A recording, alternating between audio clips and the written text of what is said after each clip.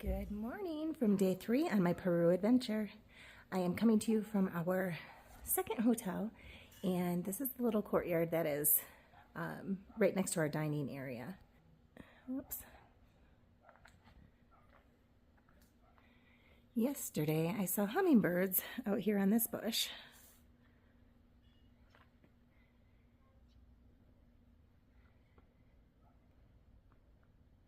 And then right in through here is the dining area. Our room, everything's on different levels here. So our room is up that, there's a hallway there, and our room is at the end of that.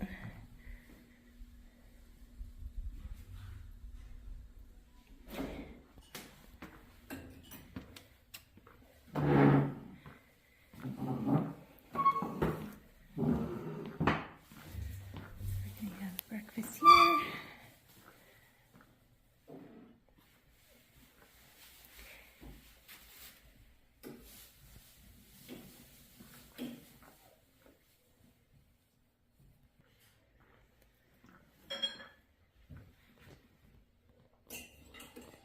The economic way is growing like 3-4%. Our PBI is quite stable as well. We have one of the most stabilities, economic stabilities in the whole Latin America and Hispanic America. Why we have this stability? Thanks to our natural resource, because it's mainly what the Peru is living with, natural resource, and also thanks that we are the only country in Latin America that have the bank national reserve. Highway that is connected Cusco to Lima. Soon, still we are gonna keep going on the same way, and then we are gonna take another highway that is gonna take us to the Sacred Valley.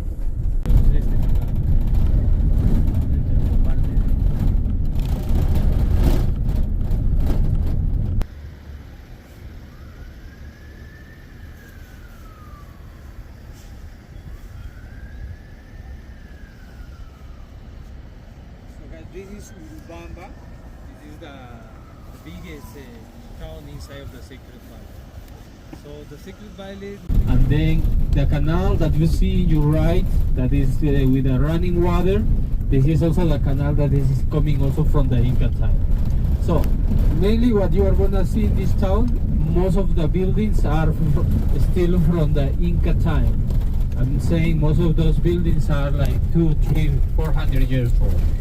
Right, especially the foundations. But of course, it's changing a lot, even that they have those laws that they could not build houses with concrete or more than 3 or 4 stores. Remember, Peruvians doesn't like to follow rules, and they are building those like you see from. So, but most of the buildings, as I told you, are still coming from the Inca time, especially the foundations, like you see on your right side hand. The foundation of this house, this is still an Inca style, and then if you see those small and very narrow streets, you get a better idea how was mainly the city. So that, of course, now it's changing a lot, but still you can see some walls in Cusco and the narrow.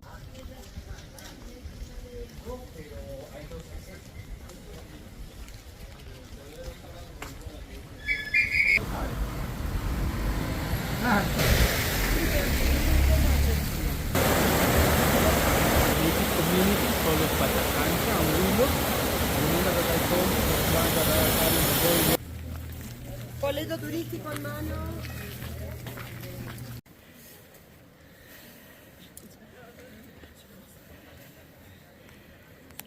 Papicha.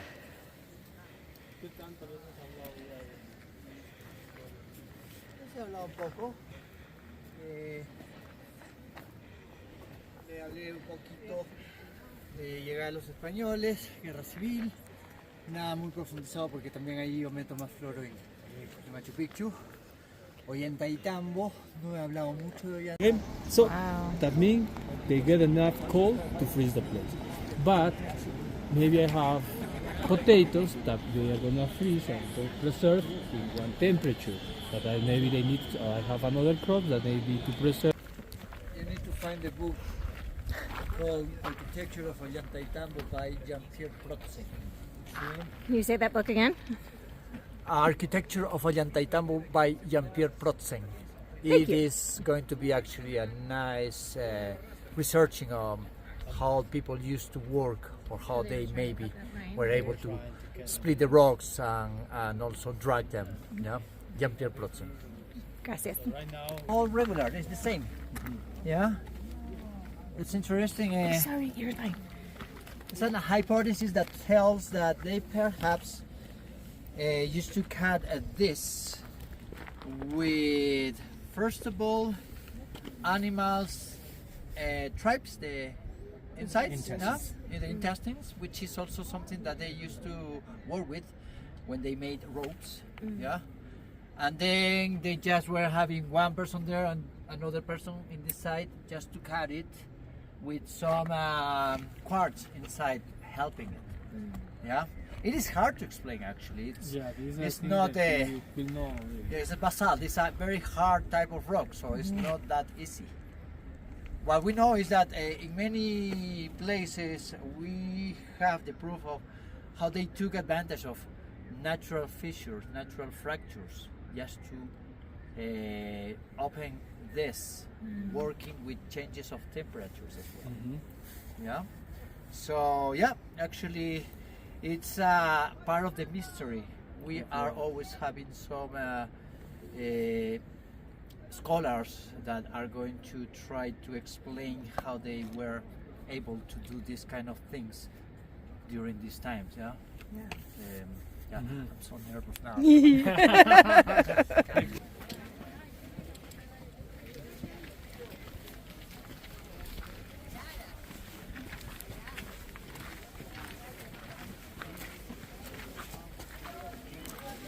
Once that if you see that style is totally different than this one. That is a pre-Inca style.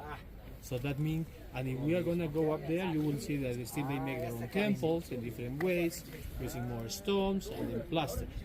And maybe the Incas come, okay, we should do something better because we are a kingdom. So if you see that picture, like the steps, no? There's like an Andean chacana that same looks actually like maybe what we already know. So here, from Peru, from other countries nearby, even from the United States and Canada, they comes to this community to get a big meeting and talk about some stuff. And one of the things that they talk is about this. Inca temple. Totally different than what the Incas did, right? Pre-Inca temple, as I told you. Another way that they found to get us culture following the kingdom is you should keep your religion. You should keep your temples. We are not gonna destroy or do anything. Just keep it. It's mainly why they say, okay, those guys also are respecting what we believe, and they make them allowed to keep their own temples, right? Which is different than when the Spaniards come. When the Spaniards come, say, no way, man. We should just. They must have soft fur too. Yes. More valuable.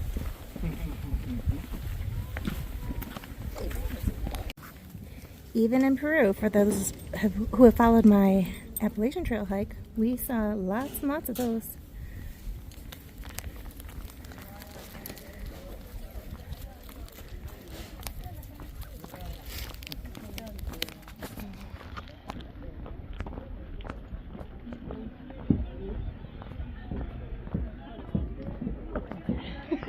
Sorry, it's taking a picture of hearts. See those rules? So here is the current situation. We went and explored the ruins, and now we're sitting on the bus waiting for our guide Johan to return something that I accidentally stole from the marketplace. I had my backpack on with my trekking poles, and we had to walk through this marketplace, and it had all these little things dangling for sale. And when we got back to the bus, it was hanging off of the back of my backpack. So he had to go back and return it for me. That was a great story. I'm a thief.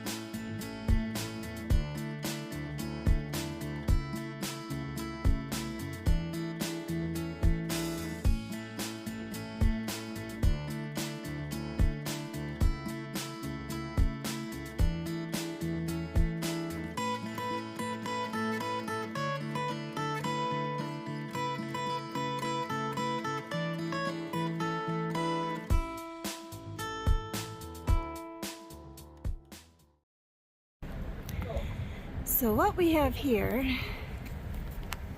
is a rock climbing situation. And there's actually up at the top, right up there, those are places for people to sleep overnight, and the only way to access them is through rock climbing up there. And then I think he said that they can zip line back down. You have to, you can go a bit higher and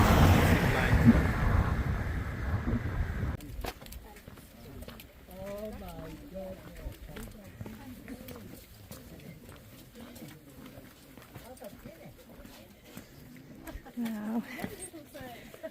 I'm young. Yes. I look like I'm 50, but I'm much younger. I'm 18. So guys, we are gonna keep inside and walk. Part of, as I told you, part of this exercise. So what we are gonna do is to give you a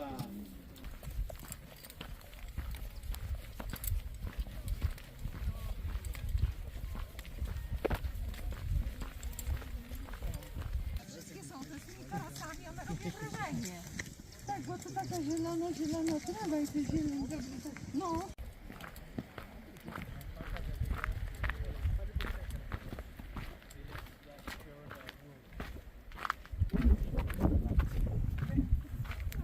Yeah, normally they do.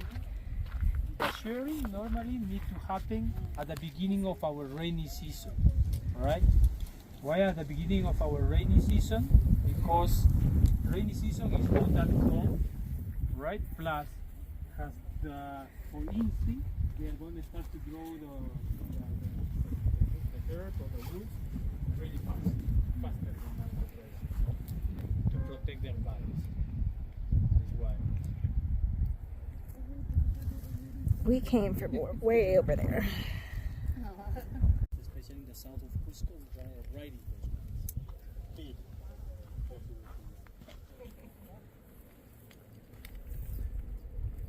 So what here we say, the best way to know what is alpaca and llama is this, guys. The face or the head is. The difference. This is mainly how we really recognize alpaca and llama. Llama is the one that is showing long face and also long neck, and alpaca is the one that is with a very short nose and a very short neck and puffy body. Awesome. Now we are going to go down right next to the alpaca.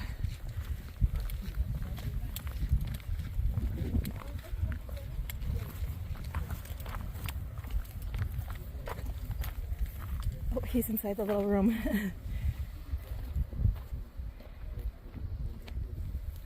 Oh, there's a baby out there. Oh. Yeah, she was nursing. I can't believe she lets people that close.